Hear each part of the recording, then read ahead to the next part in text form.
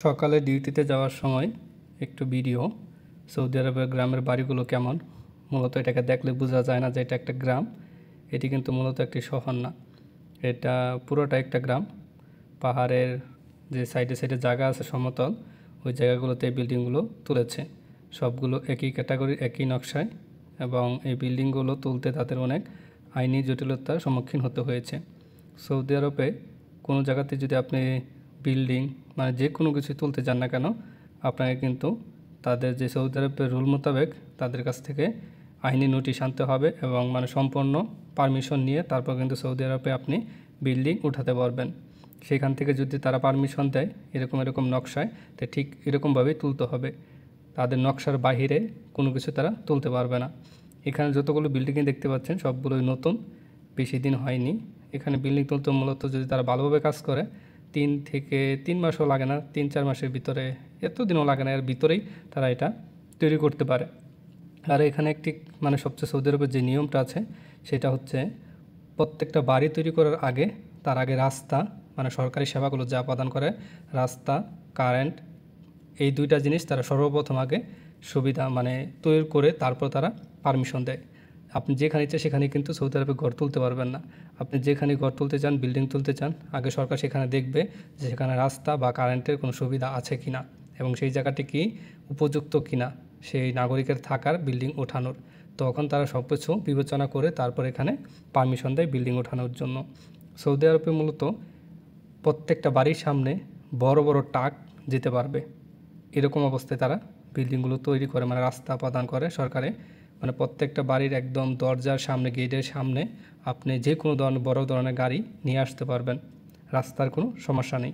সর্বপ্রথম তাদের মূল টার্গেট হলো রাস্তা, কারেন্ট, এই দুইটা হলো তাদের মূল টার্গেট। আর সৌদি আরবের যে পানি, বাংলাদেশের মতো কিন্তু সব জায়গাতেই যে পানির যে টিউবওয়েল বসানো হয় বা পানির ব্যবস্থা করা হয়, এই রকম ব্যবস্থা কিন্তু সরকারিভাবে প্রদান করে না।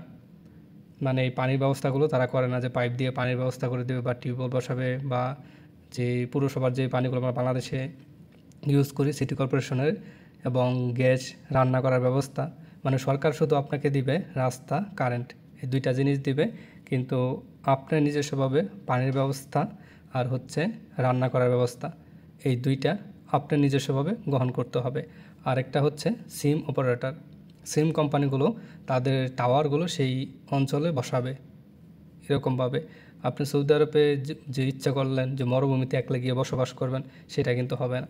সেই মরুভূমিতে বিল্ডিং ওঠানোর আগে আপনার পারমিশন নিতে হবে। আপনি ইচ্ছা করলে যে প্রত্যেকটা বিল্ডিংয়ের সাথে দোকান দিয়ে দিবেন বা কোনো ধরনের ফার্মেসি দিয়ে দিবেন, এটা কিন্তু আপনি পারবেন না। যে আপনার জায়গায় আপনি যা ইচ্ছা তা করতে পারেন, এটা একমাত্র বাংলাদেশ বা অন্য অন্য কান্ট্রিতে চলে।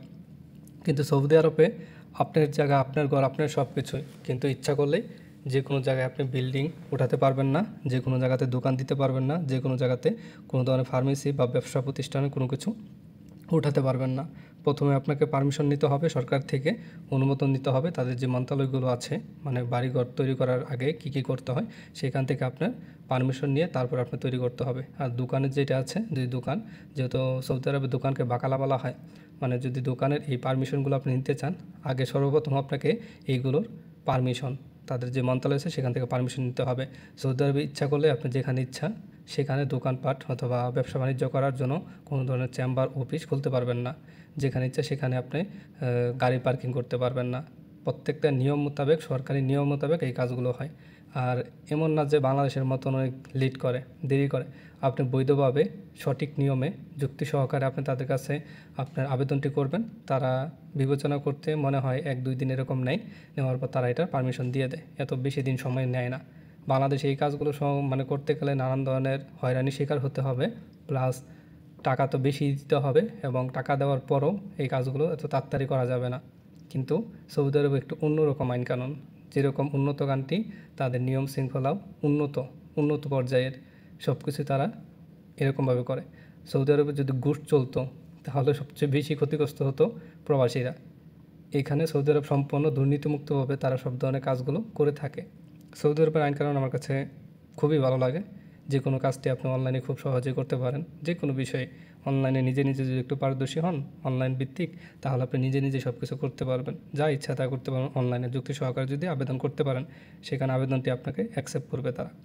তাই যেহেতু এটা সৌদি আরব উন্নত একটি কান্ট্রি, তাদের আইন কানুনও খুবই উন্নত। আপনারা যারা প্রবাসীরা আছেন, সৌদি আরবে বসবাস করেন, তারা সৌদি আরব সম্পর্কে অনেক ধারণা আছে যে সৌদি আরব ইচ্ছা করলে কোনো ধরনের দুর্নীতি করা যায় না, ইচ্ছা করলে দোকানপাট দেওয়া যায় না, ইচ্ছা করলে বিল্ডিং উঠানো যায় না, যেখানে ইচ্ছা সেখানে রাস্তা বন্ধ করা যায় না। সরকারি পারমিশন দিলে আপনি কাজগুলো করতে পারবেন, সরকারি পারমিশন ছাড়া এই কাজগুলো করতে পারবেন না। যদি জবরদস্তি করতে চান তাহলে আপনার নামে মামলা হতে পারে, আপনি অনেক টাকার জরিমানার সম্মুখীন হতে পারেন। আর যারা আমার এই ইউটিউব চ্যানেলটি এখনও সাবস্ক্রাইব করেননি তারা অবশ্যই চ্যানেলটি সাবস্ক্রাইব করে রাখবেন। আমি এরকমই আমার চ্যানেলে কিছু গুরুত্বপূর্ণ তথ্য নিউজ আপলোড দিয়ে থাকি প্রবাসীদের জন্য, বা যারা নতুন আসতে চান বা যেতে চাচ্ছেন, যেতে চাচ্ছেন যেতে পারছেন না, বা সৌদি আরবে নানান ধরনের অনলাইন ভিত্তিক কোনো ধরনের কাজকাম যেগুলো আপনারা পারছেন না, সেগুলো আমার এই ইউটিউব চ্যানেলেই আমি আপলোড করে থাকি ভিডিও আকারে। সেই ভিডিওগুলো দেখে আপনারা উপকৃত হতে পারেন। তাই আমি রিকোয়েস্ট করব অবশ্যই আমার ইউটিউব চ্যানেলটি সাবস্ক্রাইব করে রাখবেন। এই ইউটিউব চ্যানেলটি শুধুমাত্র আপনাদের সাহায্যের জন্য তৈরি করা হয়েছে, আপনাদের কারণেই। যে এমন না যে আমি নিজস্বভাবে এগুলো ভিডিওগুলো দেখি, এরকম না। আমার এখানে মূল উদ্দেশ্য হচ্ছে প্রবাসীদের উপকার করা।